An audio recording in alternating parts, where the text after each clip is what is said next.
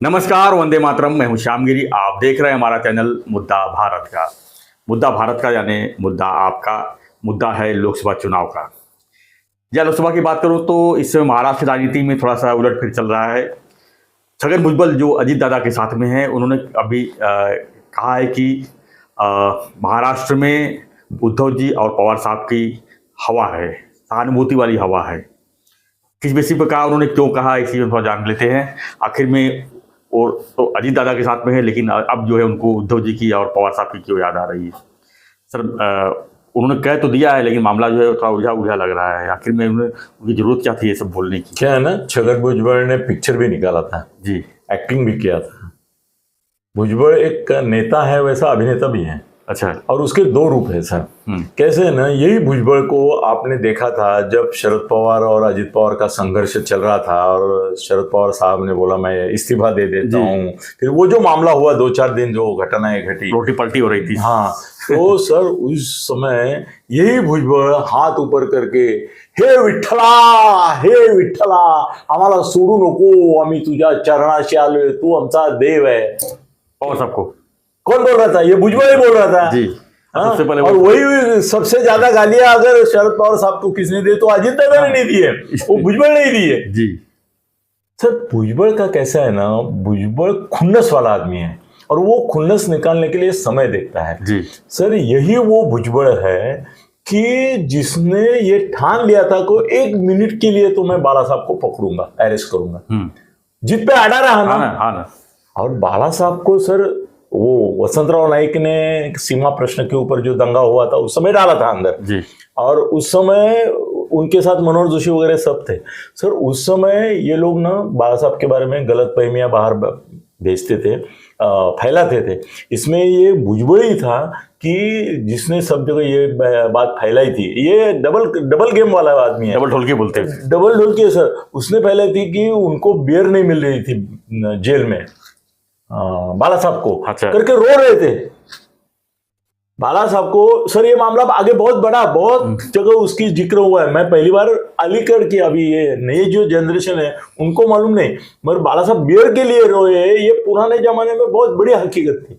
और उसका ये वसंतराव नाईक थे उस समय चीफ मिनिस्टर। अच्छा। और उनकी सेना थी ये भी विकल्प बहुत बड़ा। तो भुजबल के पास आते हैं। अभी उस समय क्या हुआ वो उसके ज्यादा अच्छा है। भुजबल का क्या है सर, भुजबल ने ये ऐसे ने उसने बाला साहब को अरेस्ट किया सर। भुजबल के जीवन में भी एक ड्रामा है। अच्छा। वो भुजबल ने ही मुझे बताया है।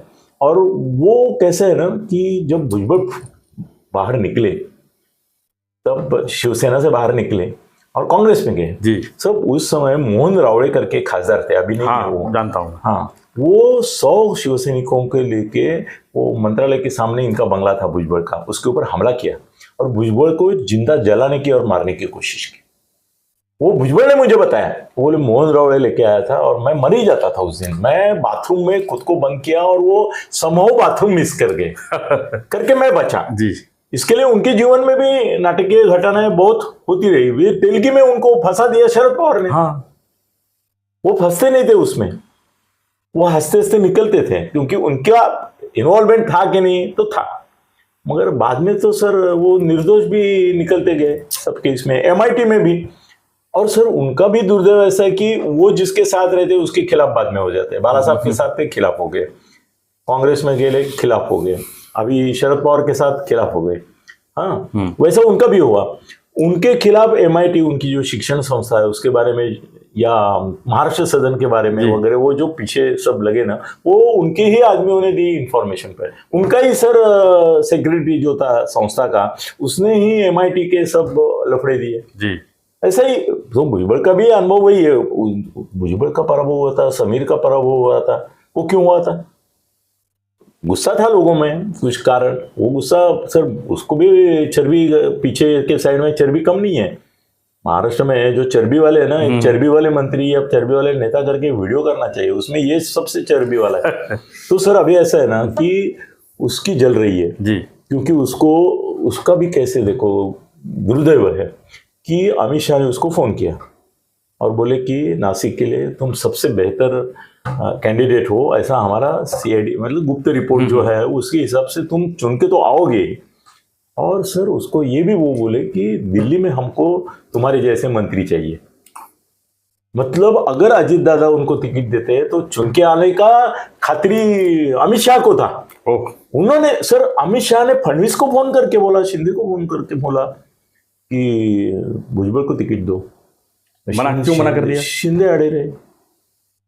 शिंदे बोले नहीं, नासिक नहीं छोड़ूंगा करके अजीत दादा के ग्रुप को टिकट नहीं मिला।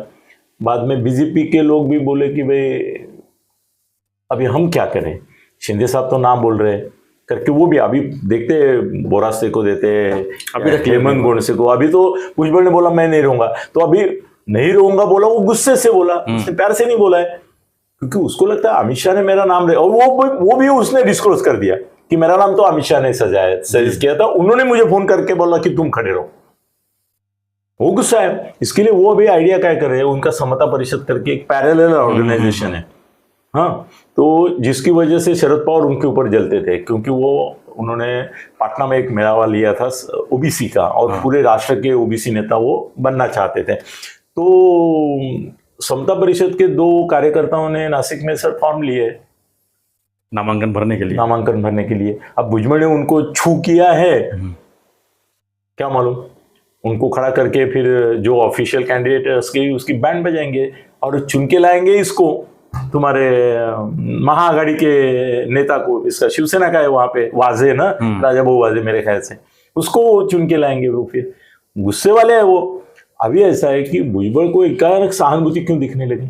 हाँ, वही तो पवार साहब के प्रति, पवार साहब और इनके मन में सहानुभूति आ गई, क्योंकि इनके ऊपर अन्याय हो गया, तो अभी उनकी सहानुभूति दिख रही है। सर महाराष्ट्र में उद्धव के प्रति सहानुभूति होना थोड़ा सा मैं समझ सकता हूँ, मगर शरद पवार के लिए वो तो सर वो इतिहास है, वर्तमान तो अजीत दादा है जी, है कि नहीं? तो इतना उनके बारे में कोई सहानुभूति रखने की जरूरत नहीं।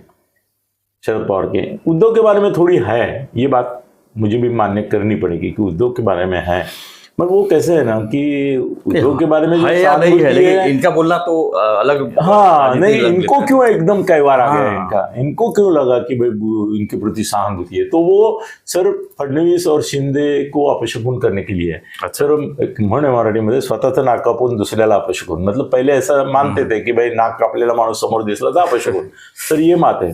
तो इन्होंने ये सहानुभूति जो है ना, वो लोगों के मन में नहीं है, भुजबल के मन में, इतना ही अर्थ है। धन्यवाद सर। धन्यवाद सर। तो हमारी जो चर्चा यही थी कि भुजबल साहब ने जो है अब उद्धव जी को और पवार साहब के प्रति सहानुभूति की लात है, ऐसा उन्होंने कहा है। इसको लेकर राजनीति थोड़ा गर्म हुई है। आखिर भुजबल की चाहते क्या है? भुजबल लोग ये कुछ कहना नहीं, चाहते हैं, भुजबल चाहते क्या है? मैं छोड़ के सबका सत्यानाश हो। तो आपकी क्या प्रतिक्रिया है भुजबल साहब के ऊपर, हमें कमेंट बॉक्स में लिखिए, और बने रहिए ऐसी लोकसभा चुनाव से जुड़ी खबरों के लिए देखते रहिए चैनल मुद्दा भारत का। चैनल को लाइक, शेयर और सब्सक्राइब जरूर करें। धन्यवाद। जय हिंद, जय महाराष्ट्र, जय श्री राम।